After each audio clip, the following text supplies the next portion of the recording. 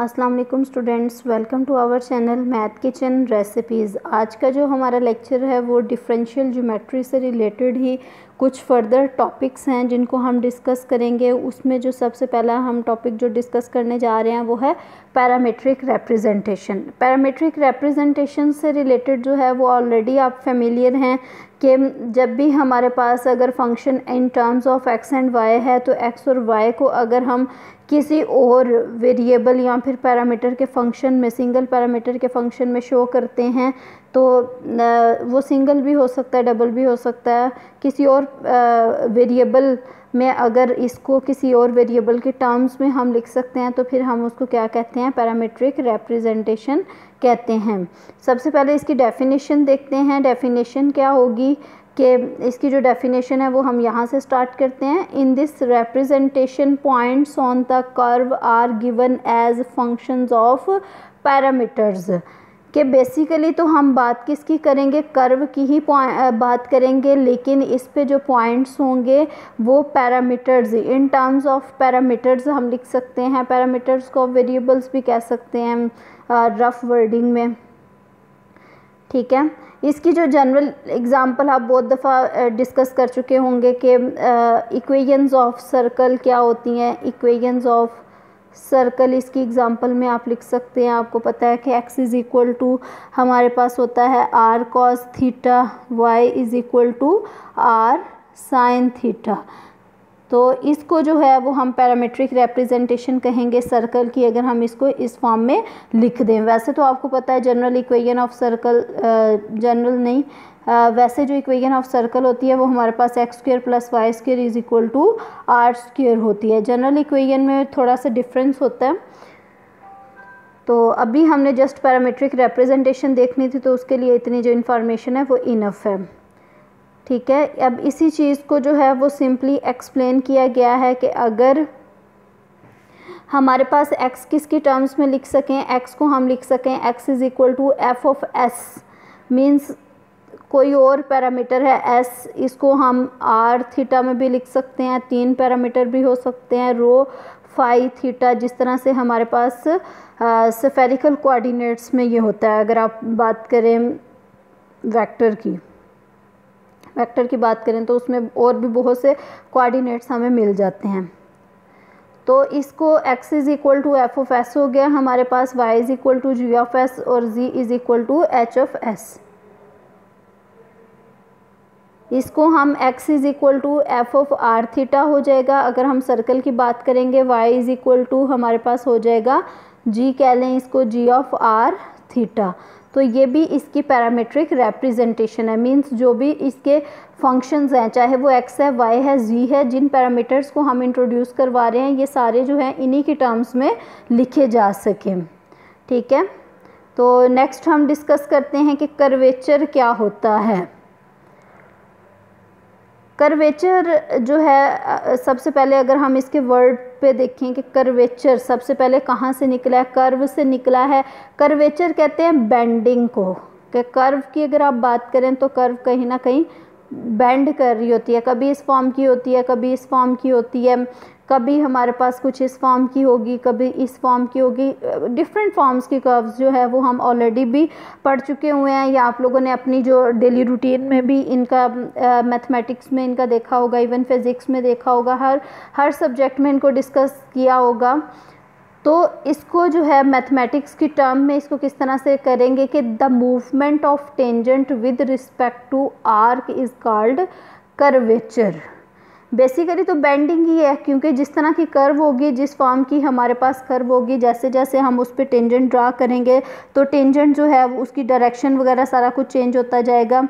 तो इस तरह, इसलिए इसको इस तरह से भी डिस्कस कर सकते हैं। बेसिकली ये मूवमेंट ऑफ टेंजेंट है, पहले टेंजेंट ये था, फिर हमने ड्रा किया तो टेंजेंट यहाँ पे आ गया।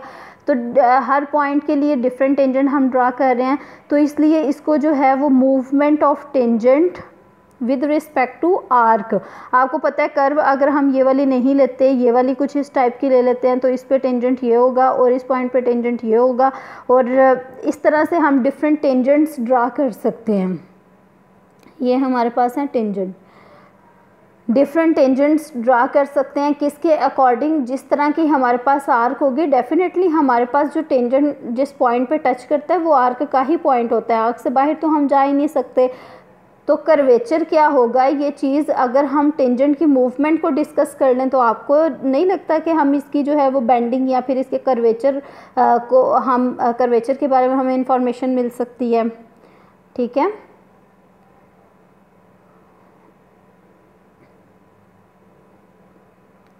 The movement of tangent with respect to arc is called curvature. इसको क्या कहते हैं, कर्वेचर कहते हैं।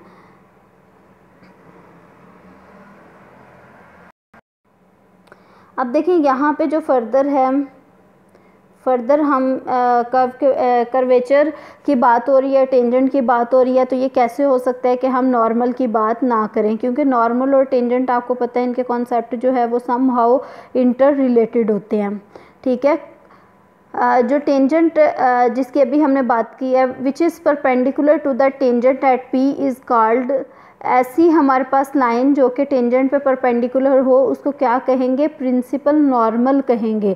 फॉर सपोज हमारे पास ये वाली कर्व है, ये टेंजेंट इस पॉइंट पे, ये थोड़ा सा साइड पे हो गया, इस पॉइंट पे हमारे पास ये टेंजेंट आ जाता है इस पॉइंट पे, तो इस पे परपेंडिकुलर जो हम लाइन ड्रा करेंगे ना वो क्या होगा, वो इसका नॉर्मल होगा, ये उसका टेंजेंट होगा। ठीक है, ये बातें सारी जो हैं वो इंटरलिंक्ड हैं। ये उसी पॉइंट पे जो है वो नॉर्मल होगा। The unit principal normal is usually denoted by this n. आपको पता है कि जो यूनिट प्रिंसिपल नॉर्मल होता है उसको हम इस एन से डिनोट करते हैं। The equation of the principal normal at p is, अगर आप प्रिंसिपल नॉर्मल की बात करें तो बेसिकली अगर आप दोबारा से इसको देखें, प्रिंसिपल नॉर्मल जो है वो भी तो एक स्ट्रेट लाइन ही होती है। अगर यहाँ पे आपके पास कोई टेंजेंट है, अगर यहाँ पे आपके पास कोई भी टेंजेंट है, सपोज इस पॉइंट पे, इस पे ये हमने ये वाला नॉर्मल ड्रा किया, ये टेंजेंट है, तो ये जो हमने नॉर्मल ड्रा किया ये भी तो एक स्ट्रेट लाइन है।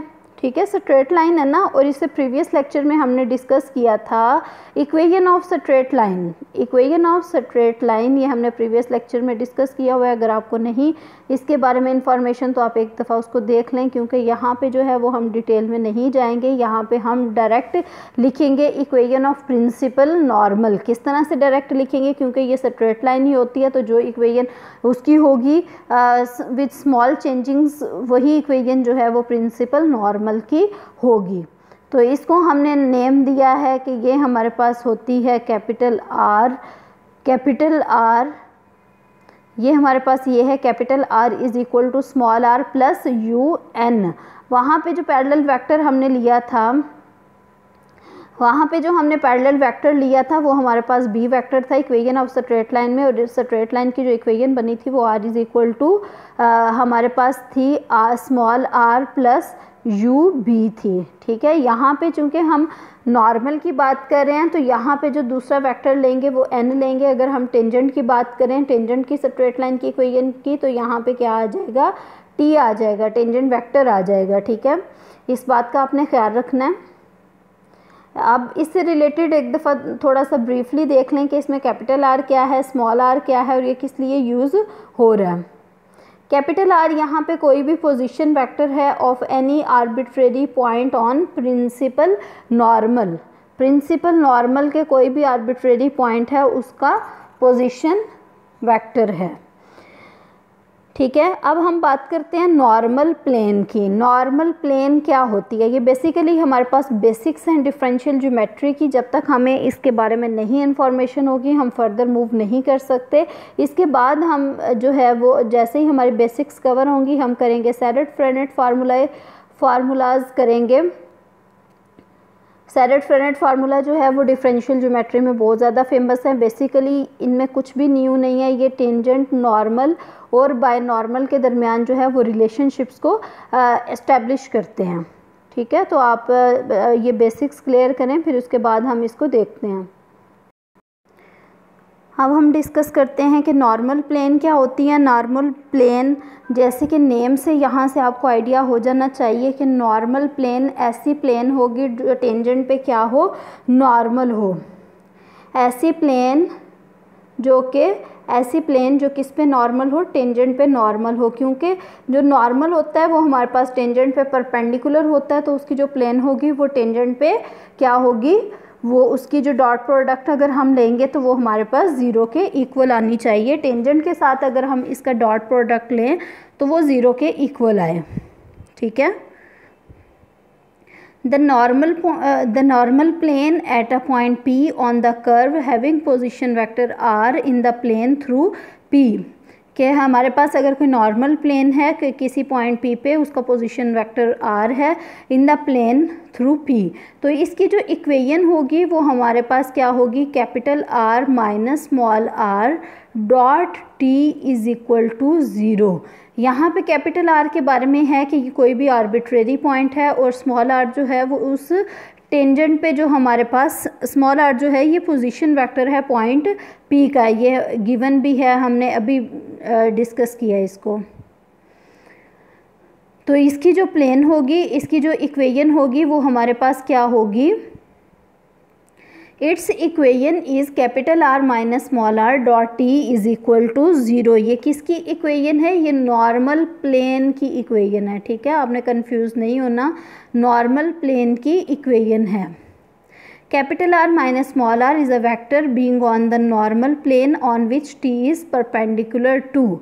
अब देखें ये capital R minus small r क्या है, ये कैपिटल R हमने जो है ये भी नॉर्मल पे लिया है, स्मॉल r भी हमारे पास पोजीशन वेक्टर है। अगर इन दोनों का डिफरेंस लेंगे तो दोनों ही जब उस प्लेन में लाई कर रहे हैं तो डिफरेंस भी उसी प्लेन में लाई करेगा। तो इस आर्बिट्रेरी पॉइंट ये भी डेफिनेटली कोई ना कोई एलिमेंट आ जाएगा हमारे पास प्लेन का जब डिफरेंस लेंगे, तो हर capital R minus small r का जब भी हम डिफरेंस करेंगे तो उसका टेंजेंट के साथ अगर हम डॉट प्रोडक्ट लेंगे तो वो 0 आ जाता है। आपको पता है कि अगर हम दो वेक्टर्स लें a डॉट b और इसका जो फार्मूला होता है वो a b कॉस थीटा होता है, ठीक है। जब ये चीज़ 0 आ जाएगी तो इट मीन्स थीटा हमारे पास 0 होगा, थीटा सॉरी π/2 होगा, तो तभी ये डॉट प्रोडक्ट 0 आती है। तो यहाँ पे एक ही जगह पे हमने ये वाला वेक्टर दिया हुआ है, नो इससे तो हमें कोई भी फ़र्क नहीं पड़ता कि कोई भी वेक्टर हो, बेसिकली हमने नॉर्मल प्लेन की इक्वेशन फाइंड आउट करनी है। नॉर्मल प्लेन ऐसी प्लेन होती है जो टेंजेंट पे क्या हो, परपेंडिकुलर हो, इट मीन्स उस प्लेन का टेंजेंट के साथ डॉट प्रोडक्ट क्या हो, 0 हो, ठीक है। अब इसको ग्राफिकली हम थोड़ा सा देखते हैं रफ स्केचिंग के थ्रू, कि अगर हमारे पास इस तरह की कोई कर्व है, ये कर्व है, कोई भी कर्व है, उस पर हमने एक पॉइंट P लिया है, ये इसका पोजीशन वेक्टर है, इसको हमने जो है इस पोजीशन वेक्टर को जो है वो आप स्मॉल r कह लें, कैपिटल R कह लें, जो भी आपने लिखना है उसके अकॉर्डिंग आपने इक्वेशन में रिप्लेस कर देना है, ठीक है।